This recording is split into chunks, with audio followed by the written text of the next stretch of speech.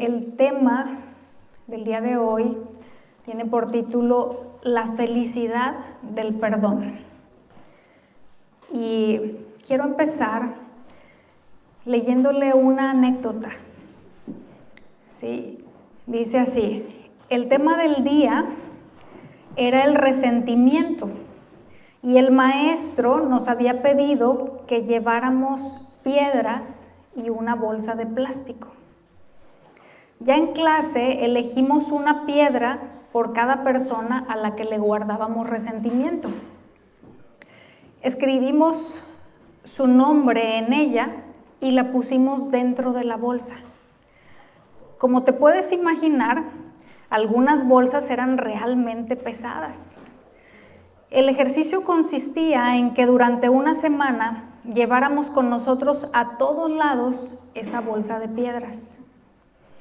La molestia de llevar a cuestas esa bolsa en todo momento me mostró claramente el peso emocional, espiritual y aún físico que cargaba a diario, y cómo mientras ponía mi atención en ella para no olvidarla en ningún lado, desatendía cosas que eran más importantes para mí. Este ejercicio fue una gran metáfora del precio que pagaba a diario por mantenerme en el dolor, los enfados y la negatividad.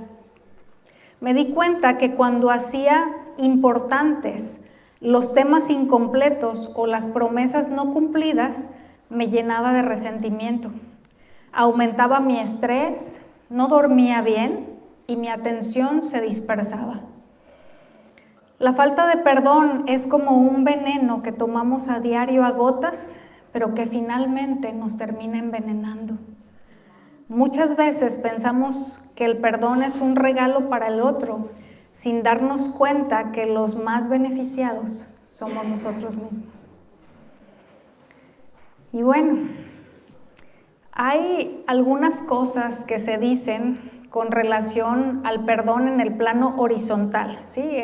En este tema vamos a estar viendo cosas que tienen que ver con el perdón en el plano vertical, pero también en el plano horizontal, es decir, hacia otros, ¿verdad? Hacia nuestros semejantes. Y hay algunas cosas que se dicen con relación a ese aspecto del perdón, ¿sí? El hecho de aquello que tiene que ver con formas de pensar con relación al perdón en ese ámbito, ¿sí? De lo terrenal, de lo humano. Y le voy a decir 4 cosas y a pedirle que las escuche con atención. Y si tiene ahí a mano, anote su respuesta, ¿sí? No anote toda la frase que le voy a dar, que es una afirmación, lo que voy a ir diciendo de esas 4 que acabo de mencionar. Entonces, por causa del tiempo, pues no trate de anotarlo todo, simplemente ponga número 1 y luego ponga falso o verdadero, ¿ok? Entonces, ahí vamos. La número 1, una persona no debe ser perdonada hasta que pida perdón. Número 2, el perdón incluye minimizar la ofensa y el dolor que causó. Minimizar la ofensa y el dolor que causó. Número 3, el perdón incluye restaurar la confianza y reanudar la relación. Y por último, número 4, no has perdonado de verdad hasta que no has olvidado la ofensa. Muy bien. No vamos a ir para allá, pero voy a darle algo de contexto de lo que vamos a ver el día de hoy, que si usted quiere posteriormente verlo en casa, se encuentra en el segundo libro de Samuel en los capítulos 11 y 12. Y ahí encontramos la historia de David y Betsabé. Sí, yo creo que, si no todos, la mayoría la conocemos. Voy a mencionar solamente algunos detalles para aquellos que no la conocen y para recordarnos a aquellos que sí. David, para este tiempo de la historia, era rey de Israel. Y sabemos, ¿verdad? Israel, el pueblo escogido por Dios, y la totalidad del tiempo que David reinó fueron 40 años. 7 años sobre una parte de las tribus y 33 sobre todas las tribus de Israel, para hacer un total de 40. Para este tiempo de la historia al que nos estamos refiriendo, ya había reinado aproximadamente la mitad del total de los años que reinó. Y era la primavera, el tiempo en el que los reyes solían salir a la guerra. Esa era la época del año en la que peleaban. Y el ejército israelita tenía algún tiempo peleando contra los amonitas por órdenes de David, pero en esta ocasión él se quedó en Jerusalén. ¿Sí? Sabemos que él regularmente andaba con el ejército, ¿verdad? Y era buenísimo para pelear. Pero en esta ocasión decidió quedarse. Y uno de esos días, después de tomar una siesta, se levantó de su cama y la palabra nos dice que subió a la azotea del palacio y desde ahí vio a una mujer que se estaba bañando y que era muy hermosa. Así la describe la escritura.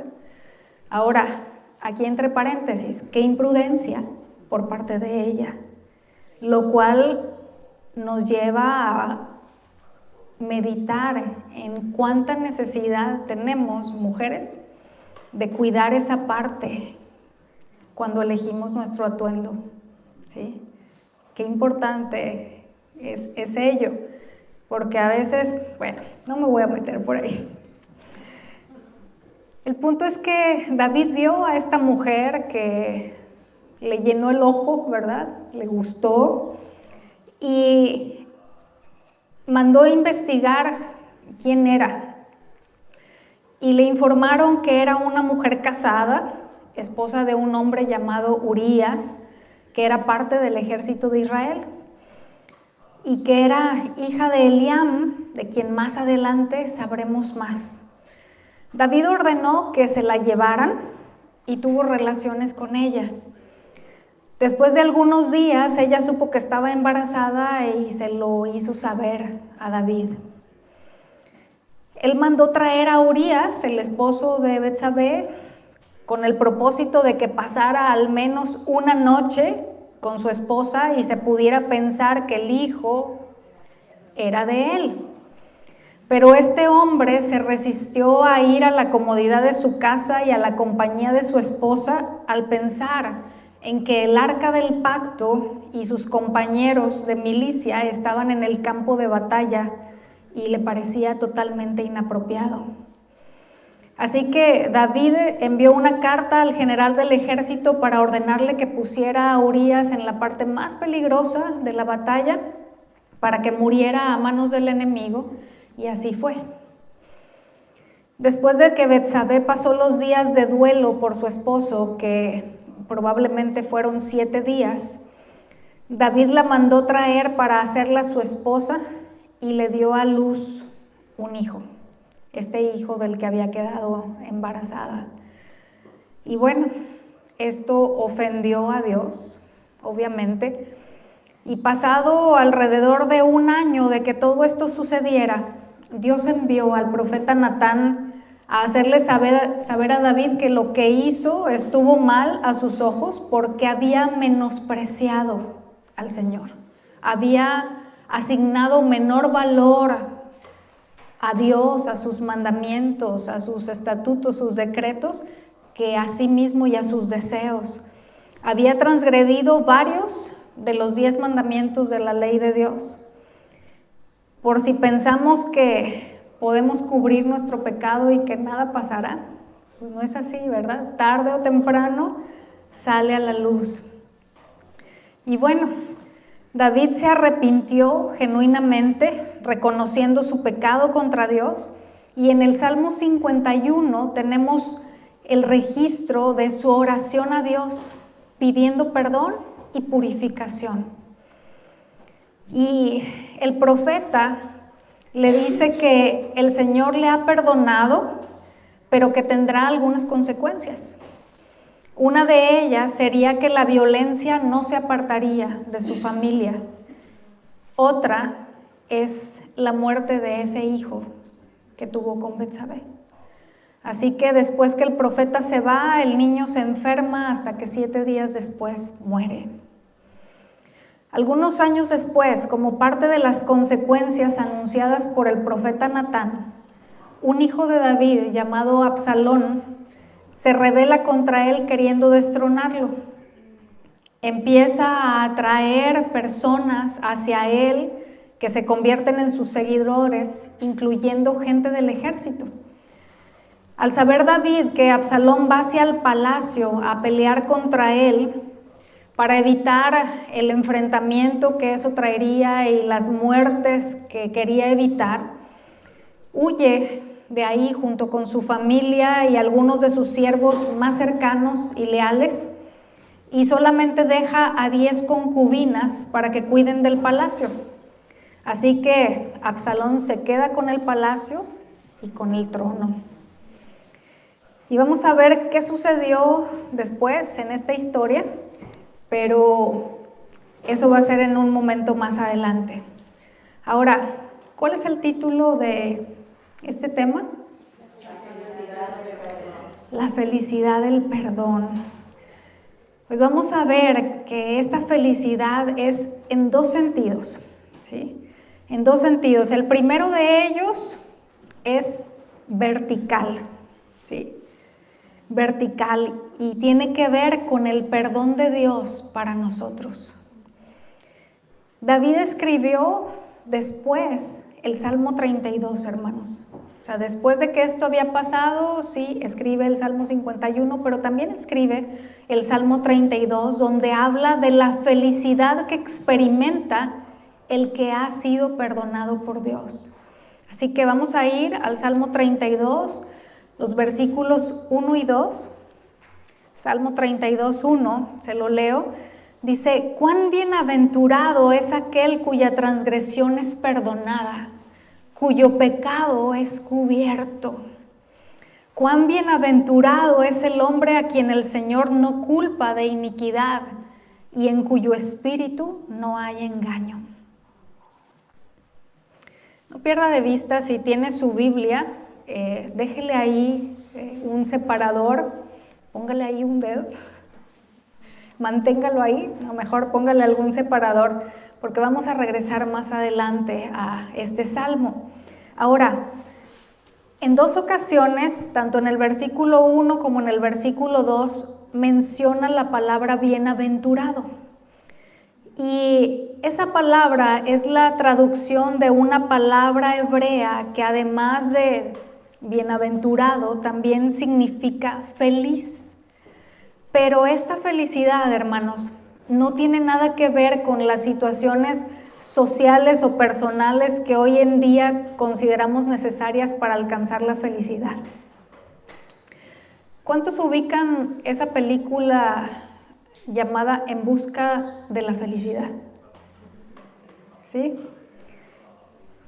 Si usted recuerda de qué trata la película, pues tiene que ver con trabajar y trabajar para hacer dinero, ¿verdad? Y eso es, o sea, En busca de la felicidad es parte de con lo que se asocia al día de hoy en este mundo la felicidad.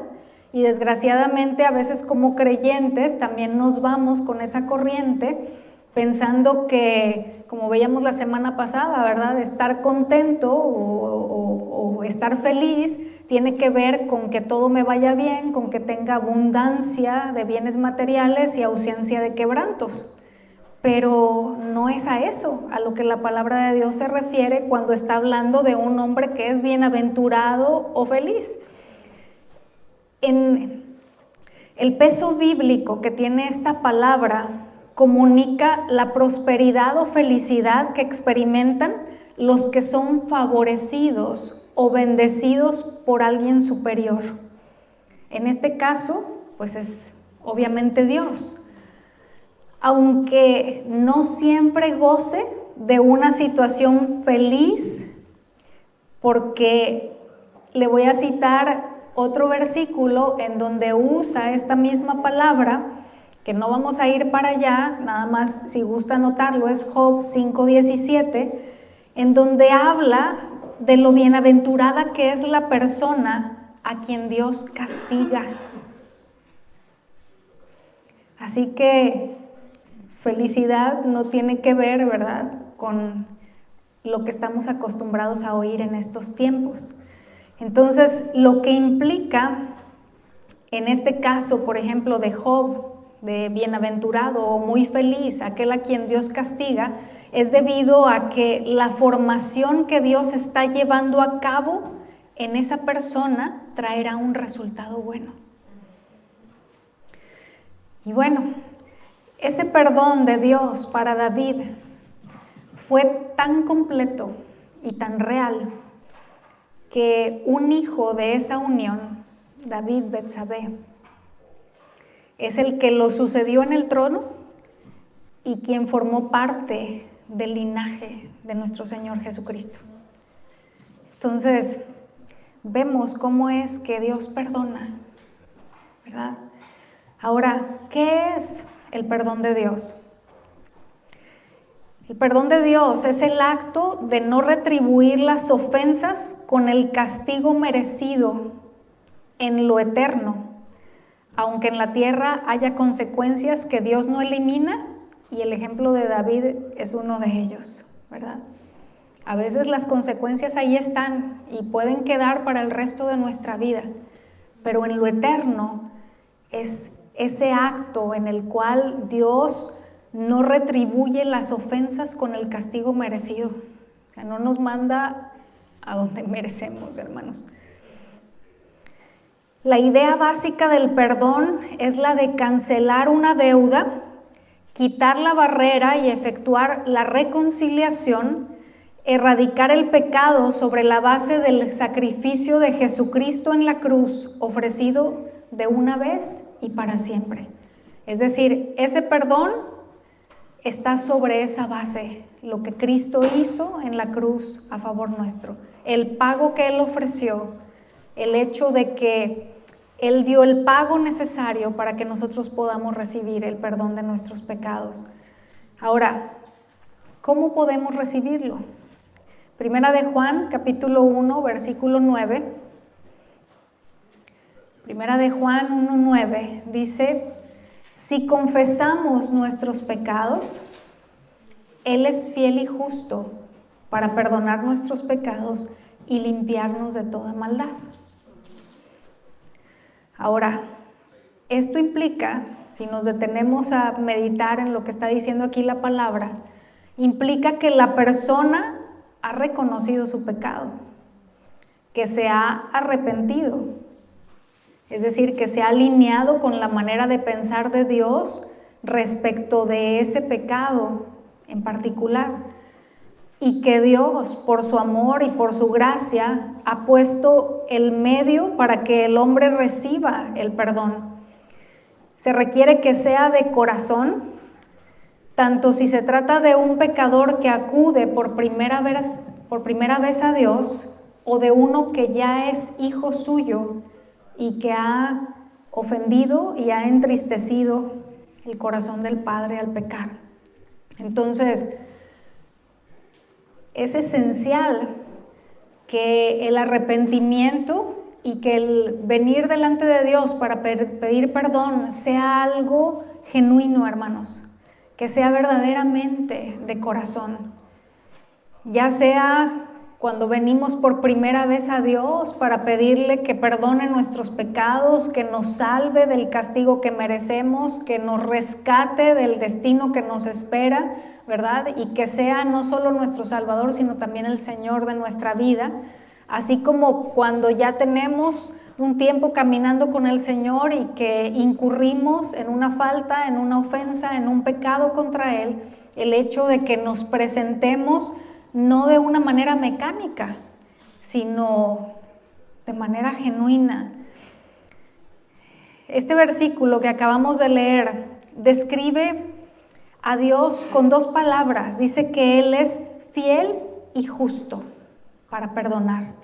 Ahora, Dios es fiel al mostrar su gracia por medio de Cristo, es decir, al mostrar ese aspecto de su carácter, esa fidelidad suya al entregar a su Hijo, ¿sí? Él está mostrando quién es Él en ese sentido. Pero por otro lado, Él es justo porque dio el pago para que pudiéramos recibir ese perdón debido a que Cristo tomó nuestro lugar, debido a que hubo sangre derramada para el perdón de nuestros pecados. Y el perdón de Dios para nosotros tuvo un costo altísimo, hermanos. El mayor costo que puede existir. ¿Por qué razón? Pues porque la demanda del Dios Santo va de acuerdo a cómo es Él. ¿Sí? Tenía que ser alguien perfecto. Y aquí quiero dirigirme a aquellos que tienen tiempo escuchando que el perdón de sus pecados está disponible. Aquellos que quizás nacieron o crecieron a partir de una temprana edad en un hogar cristiano, en el que han sido expuestos a la palabra de Dios y que han escuchado en repetidas ocasiones a lo largo del tiempo, a lo largo de los años, que el perdón de Dios está a su alcance. Pero que aún no han ido a Dios en arrepentimiento. Que aún no han ido a Dios para rogar que les salve y los haga nacer de nuevo.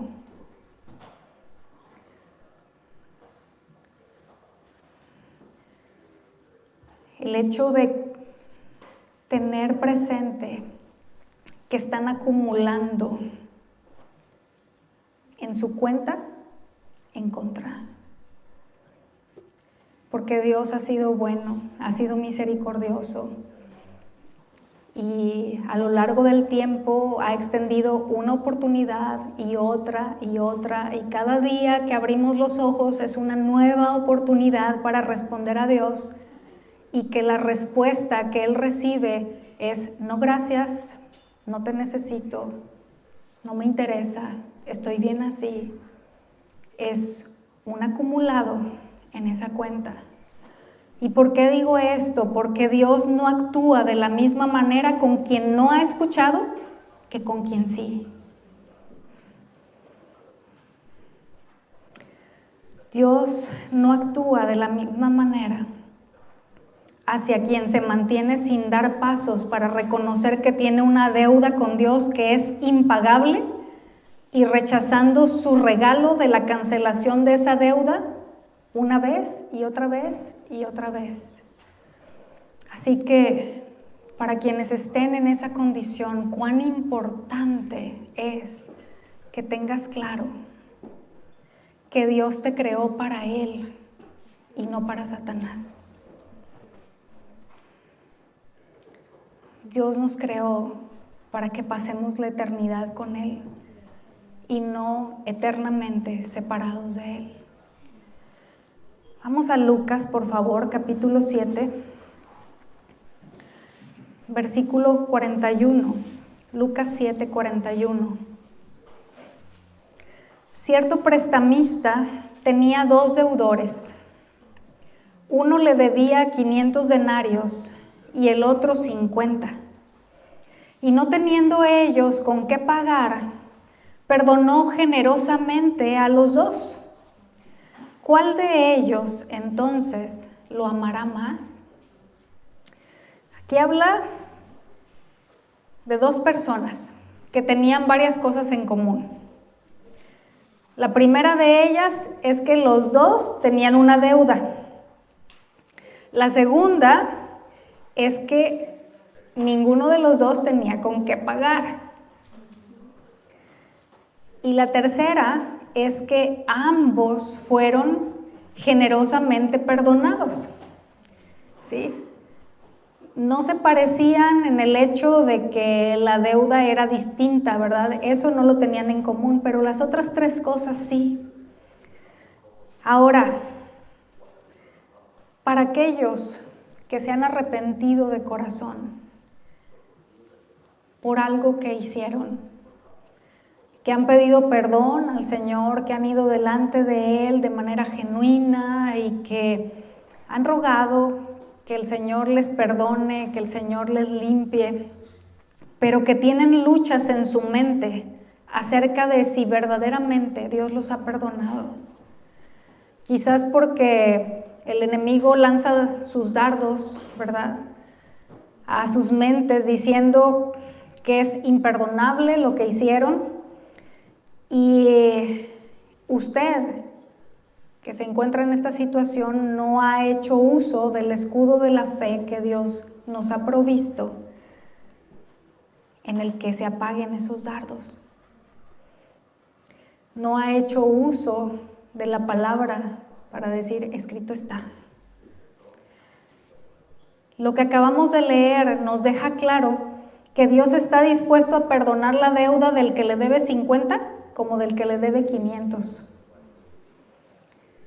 Así que si usted está en esa situación, es momento de abrazar la palabra y de pararse firme y disfrutar de la libertad a la que Dios nos llama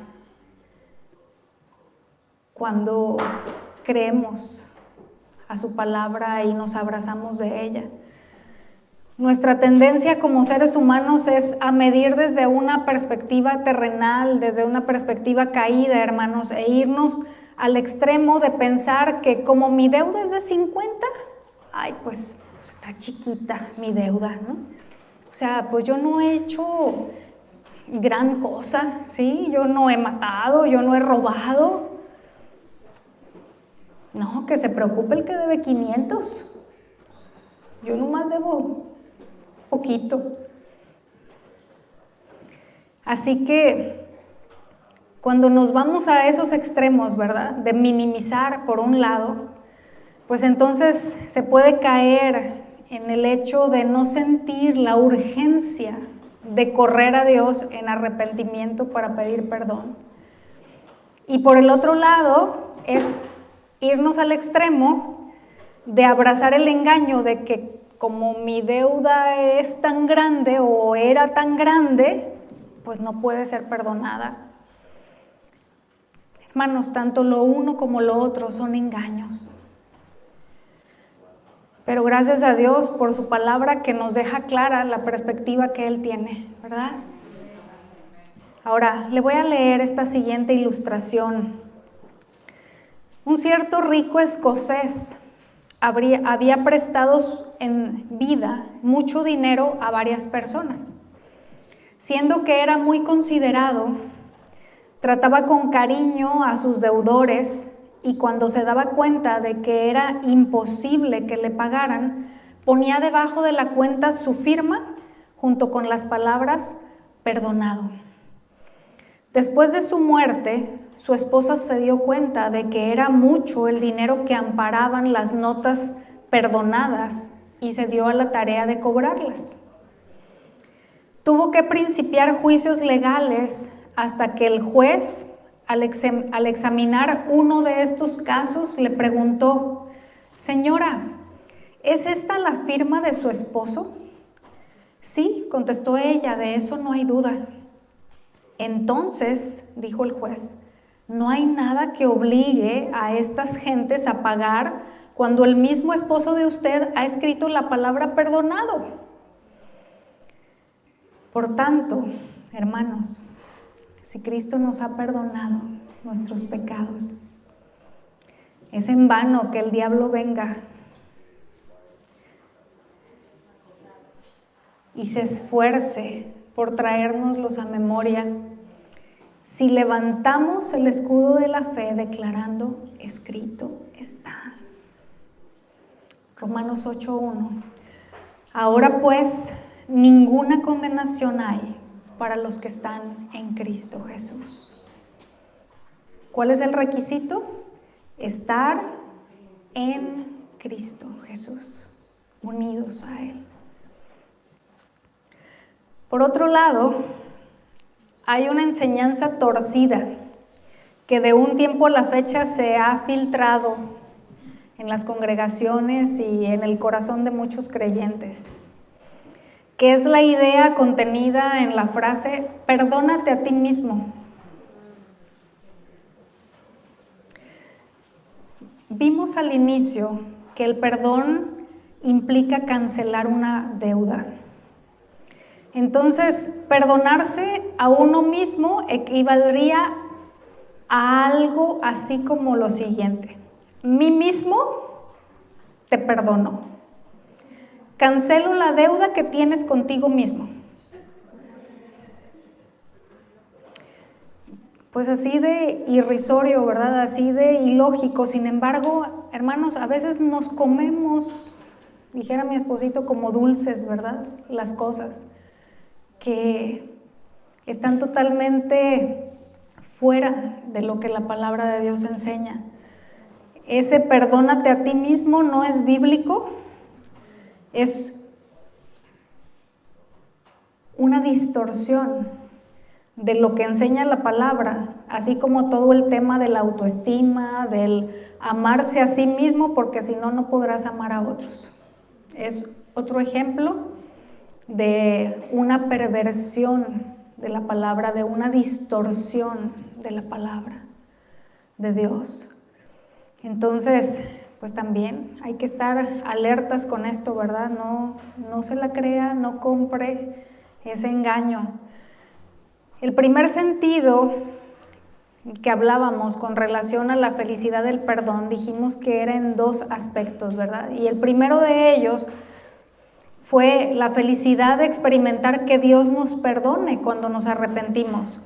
Pero el segundo sentido es la felicidad resultante de perdonar a otros. ¿Sí? Y vamos a continuar o vamos a regresar a la historia de David y de Absalón. Vamos a ver cómo la amargura de Absalón se siguió haciendo evidente y no quedó nada más en él, sino que se le sumó alguien más. Mire, hubo todo un proceso para que Absalón llegara al punto de hacer lo que había hecho, ¿sí? Eso de dar golpe de estado, ¿verdad? Eso de ir a luchar contra su papá y de destronarlo, no se dio de la noche a la mañana. Fue parte de todo un proceso que tomó años y que no tenemos tiempo para detallar. Pero definitivamente David cometió errores como padre. Y es evidente que Absalón había guardado algo de ello en contra de su papá, lo cual se sumó a las consecuencias, a los pecados que Dios le había anticipado a David por medio del profeta Natán que iban a llegar a su vida. Así que por un lado estaba Absalón con todo eso que había acumulado en su corazón, y por otro lado el pecado de David tenía sus consecuencias. Así que para decidir qué hacer después de lo que ya había sucedido, Absalón pide consejo de algunos que habían sido consejeros de su padre a lo largo del tiempo que había reinado hasta ese entonces, y uno de esos consejeros se llamaba Ahitofel. Quizás no había escuchado su nombre, ¿verdad? Bueno, pues le voy a pedir que ponga atención al consejo que este hombre le dio a Absalón y cómo era considerado por las personas Ahitofel. Vamos a ir a 2 de Samuel, capítulo 16, a partir del versículo 20. 2 de Samuel 16, 20.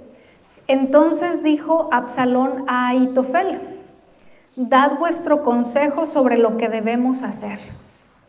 Y Ahitofel dijo a Absalón: llégate a las concubinas de tu padre, que él dejó para guardar la casa, y todo el pueblo de Israel oirá que te has hecho aborrecible a tu padre, y así se fortalecerán las manos de todos los que están contigo. Entonces pusieron para Absalón una tienda sobre el terrado, es decir, sobre la azotea, y se llegó Absalón a las concubinas de su padre ante los ojos de todo Israel. Y el consejo que daba Ahitofel en aquellos días era como si se consultase la palabra de Dios. Así era todo consejo de Ahitofel, tanto con David como con Absalón. No cualquier persona podía ser parte de los consejeros del rey. Hay que dimensionar esto, ¿sí? Hay que detenernos un poquito a meditar en ello. Tenía que ser gente con cierta preparación y reconocida por el pueblo como alguien con sabiduría para ser de ayuda en las decisiones difíciles que un rey debía tomar todos los días, hermanos. Y el consejo de este hombre era tan incuestionable que pedirle consejo a él era comparado con consultar la palabra de Dios. Es así como que no, el consejo que Ahitofel dé es así porque es así. O sea, no hay margen de error en seguir el consejo que Ahitofel da. Imagínense, o sea, si era considerado como la palabra de Dios, la palabra de Dios es así de certera, hermanos, es así de segura, no hay error en ella, ¿verdad? Y si la seguimos al pie de la letra, pues vamos por camino seguro. Pero es de esa misma manera como consideraban el consejo de este hombre. Ahora, ¿quién era Ahitofel? Yo sé que no es alguien de quien escuchamos, ¿verdad? Regularmente. Además de uno de los consejeros de David, para poder saber quién era, tenemos que ver primero quién era el hijo de este hombre, para acercarnos más y poder descubrir el misterio.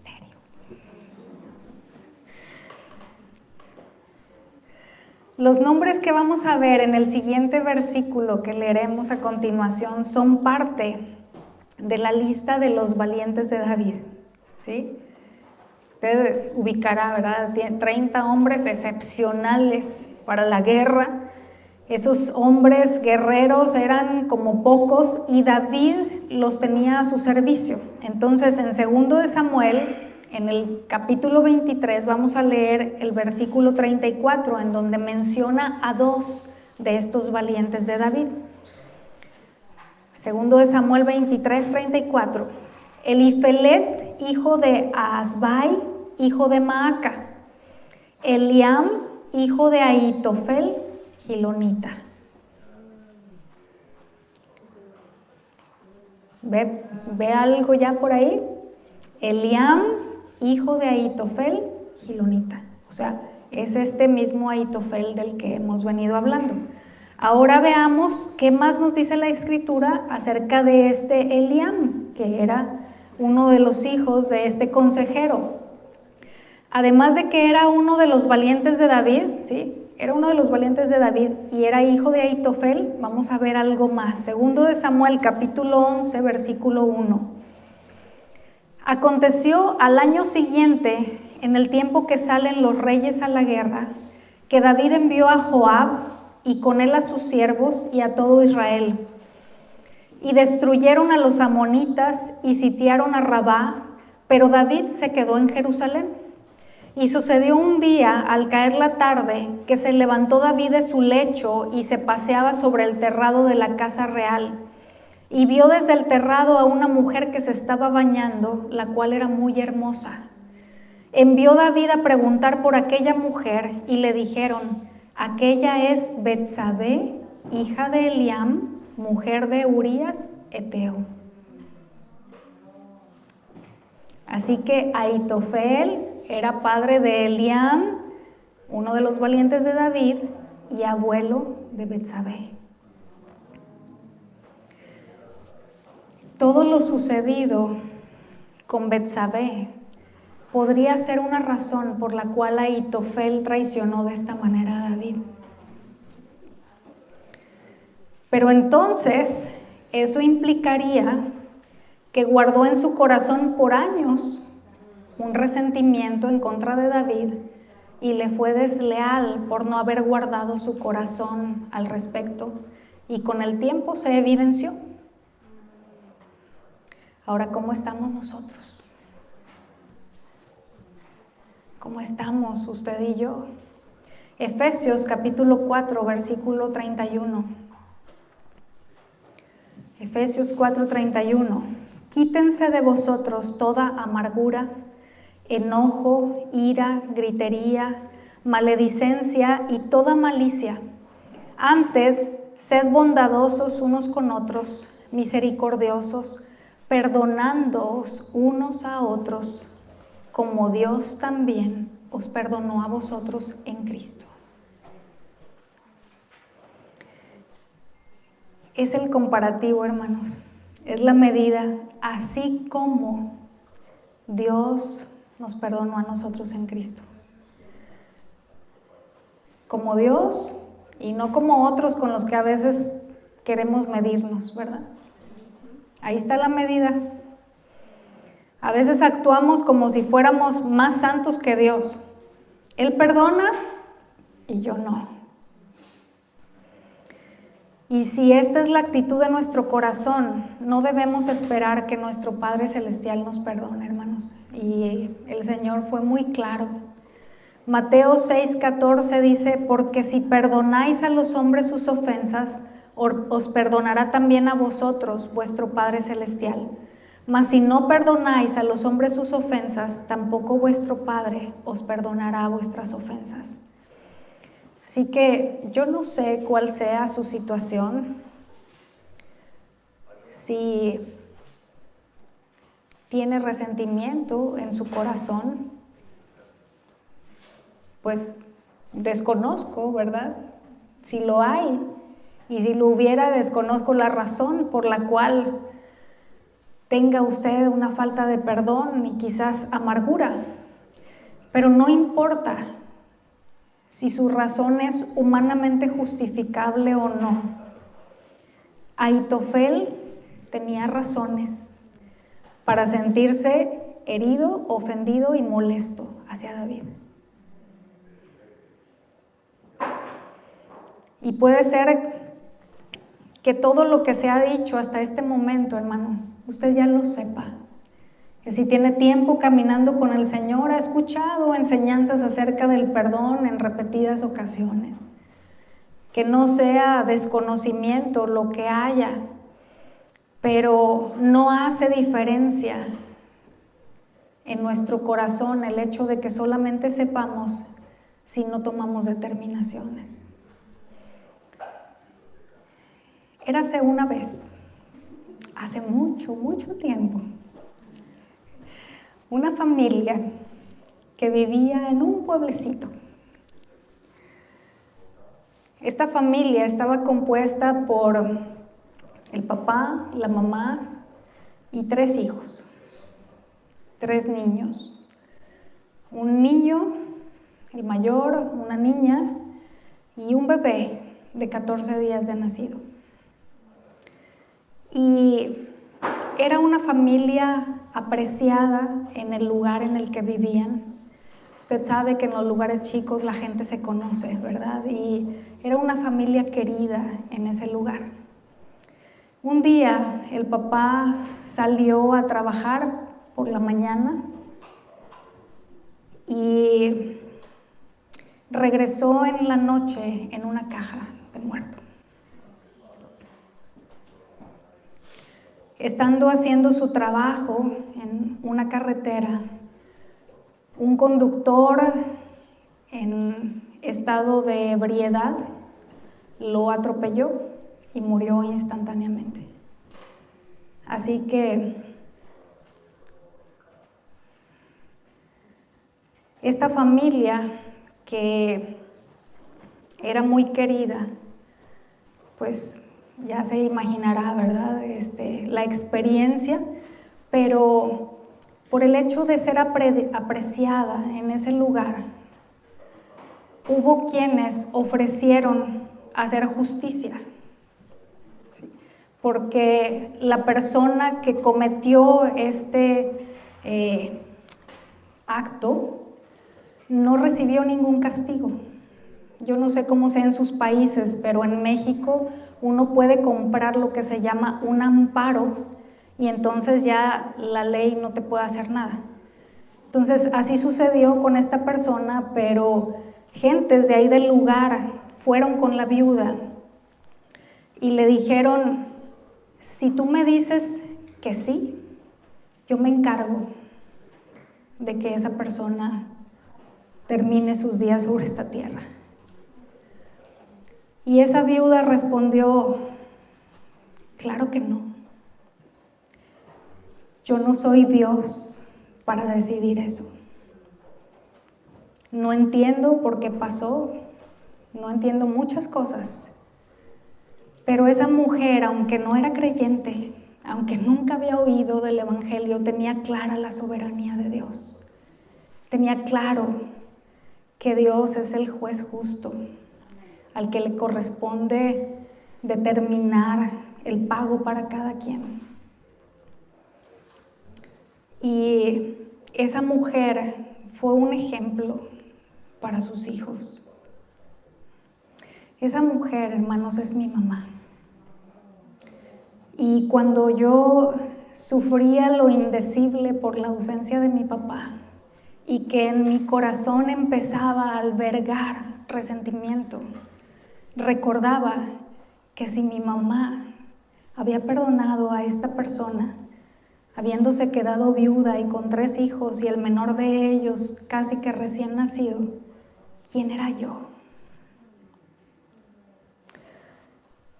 Y no sé si la experiencia en la cual usted fue lastimado u ofendido fue con alguien que representa una autoridad en su vida, como sus padres, su jefe, el pastor de alguna congregación en donde haya estado. Y no importa quién haya sido, la única excusa, ¿sí? No justificación, porque no hay justificación, pero a veces buscamos excusarnos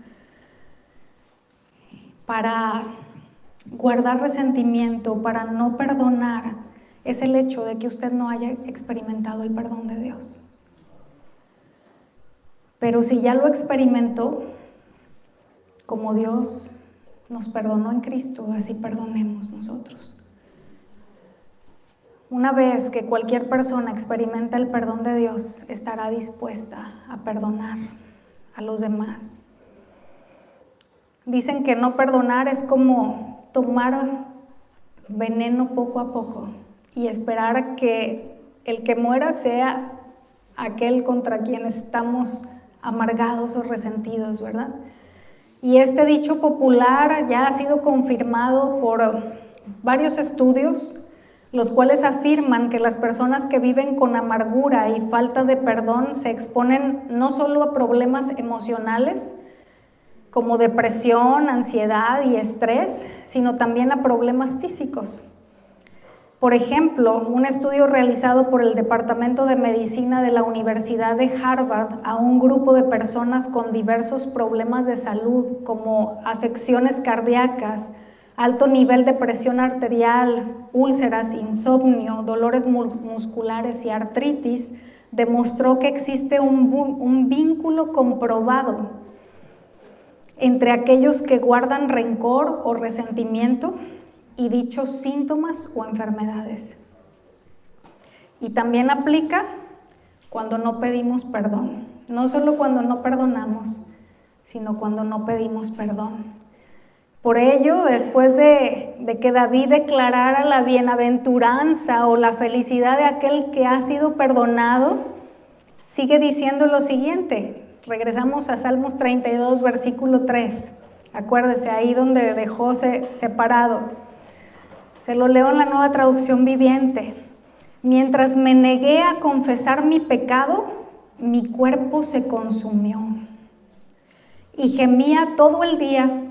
Día y noche tu mano de disciplina pesaba sobre mí.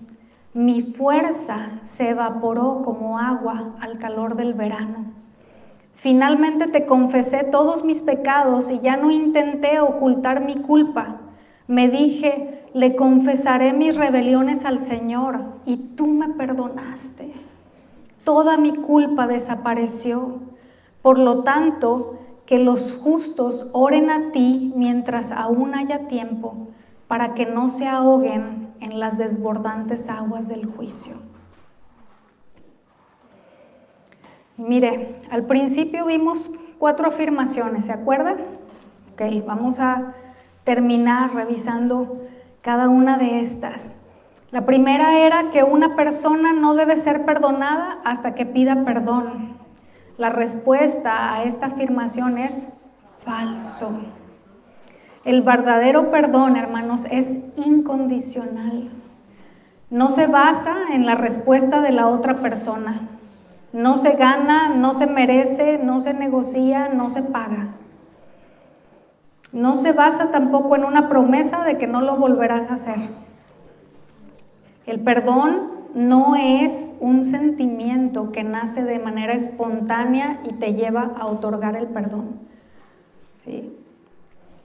Sino una determinación del corazón. Por ello es que el Señor Jesús nos enseñó que seremos perdonados si perdonamos de todo corazón a otros sus ofensas. No dijo si sientes, perdona. La segunda es, el perdón incluye minimizar la ofensa y el dolor que causó. Es falso.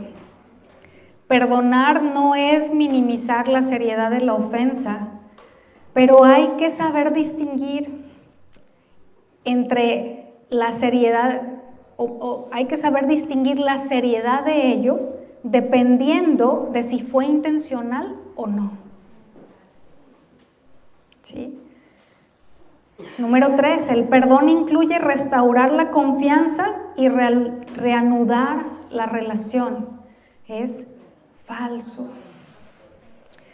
El perdón no es reanudar una relación sin cambios. La Biblia enseña que el perdón y la restauración de la relación son 2 cosas diferentes, hermanos. Sí, ahí a veces confundimos y amarramos, ¿verdad?, lo uno con lo otro. El perdón es instantáneo, la confianza debe ser construida a lo largo de un periodo de tiempo.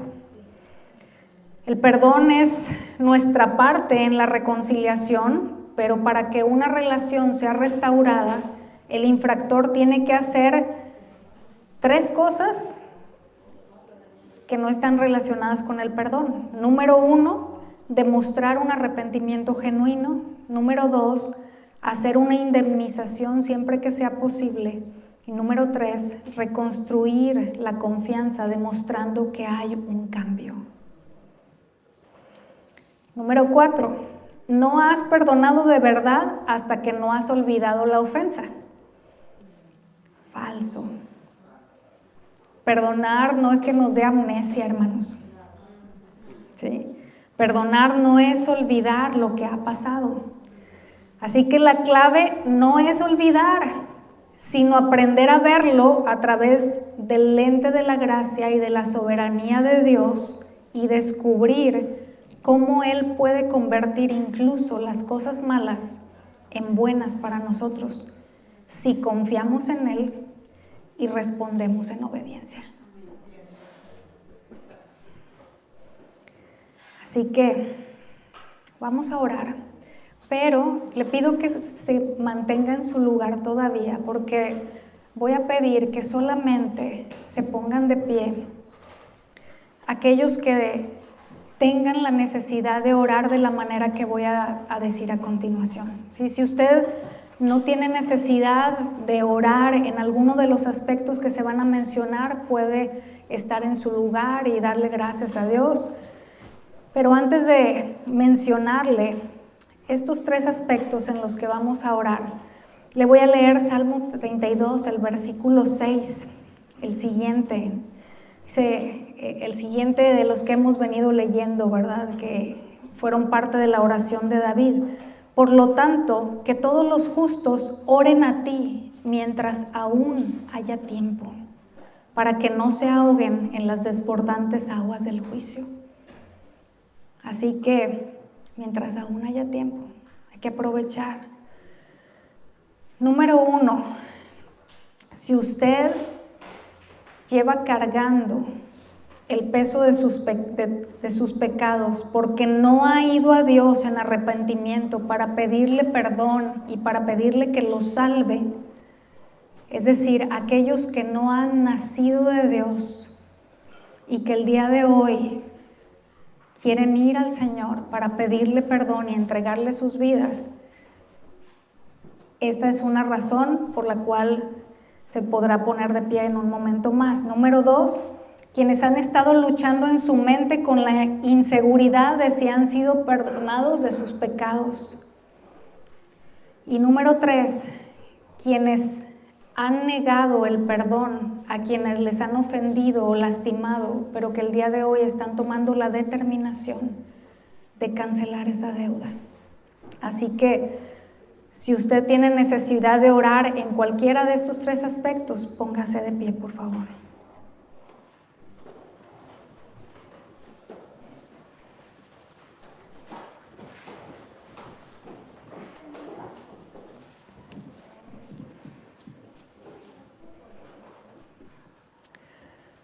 Muy bien, pues vamos a orar. Y vamos a orar primeramente a quienes el día de hoy están dando ese paso para entregarle al Señor su vida, para pedir a Dios por el perdón de sus pecados, para pedirle que Él les salve, que Él sea su Salvador, pero también su Señor. Y yo voy a estar orando en este sentido. Quienes estén en esa circunstancia, oren ahí en su lugar, hablen con Dios. Es importante no hacerlo en nuestro pensamiento. Es necesario que hablemos, que salgan palabras a través de nuestra boca, y después vamos a orar.